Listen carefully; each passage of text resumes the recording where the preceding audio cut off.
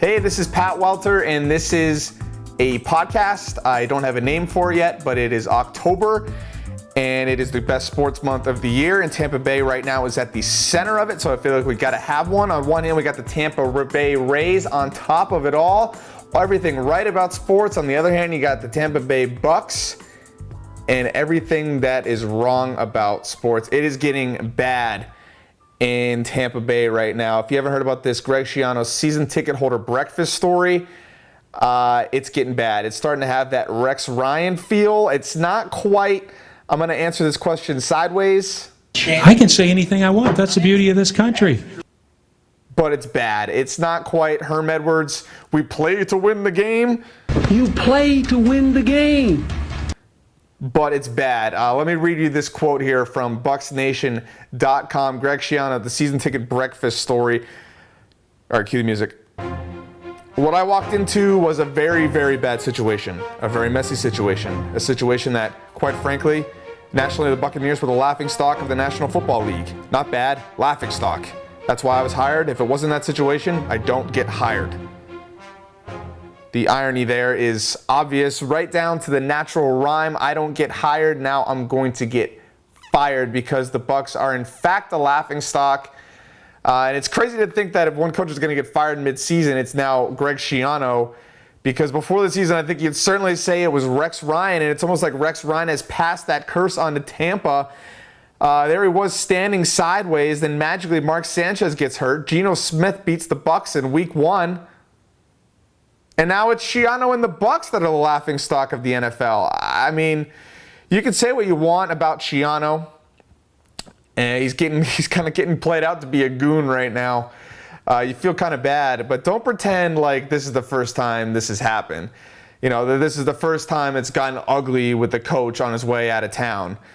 We just talked about Rex Ryan right there. I mean, this is just what happens to coaches when they don't have a great quarterback. You can't stand up on the podium and blow smoke if the players don't back it up on the field. If your QB throws a pick six in the clutch, it's gonna get awkward up there when you're promising wins.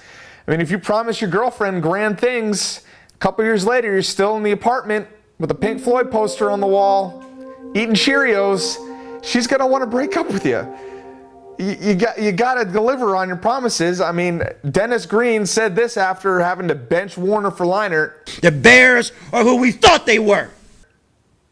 Why do you think Herm Edwards is working for ESPN? Because without a quarterback to deliver on your promises, to execute your game plan, you're toast. You're nothing. You're gone.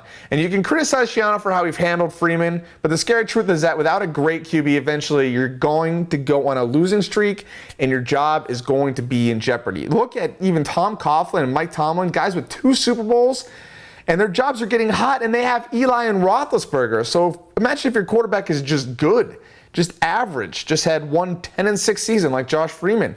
It's not enough. You're toast. You can't save your job that way. So what this Schiano situation really is, it's just a cautionary tale. It's a cautionary tale for any coach who wants to take a head job in the NFL. Maybe you're better off staying in that cushy college job where you win every year. Unless you've got sanctions coming your way from the NCAA, maybe you want to stay in that small town and run things your way, control the media. Because if you don't get a QB in the NFL, you're going to get chewed up and spit back out. Schiano built a program from dust in college. That's the thing in the NFL. You can't build a program. You can't out-recruit the other guys in the NFL. It's kind of a level playing field of talent. Look at Saban. He couldn't make, look at Bill Belichick without Brady. It needs to happen. What do you think Pete Carroll is thinking right now? Jim Harbaugh. Oh, thank God we got Russell Wilson, Colin Kaepernick. We'd be back in college right now. Can't you see them just having, it's like this big rivalry, but actually can't you just see them both cheersing each other? Thank God for quarterbacks. So the takeaway from Schiano's fall is you can't be arrogant. You can't have hubris. Yes, look that one up, word of the day. When you take an NFL coaching job, it's a gamble. You've got to know it going in, and you've got to know if you don't have the QB, you are going to lose.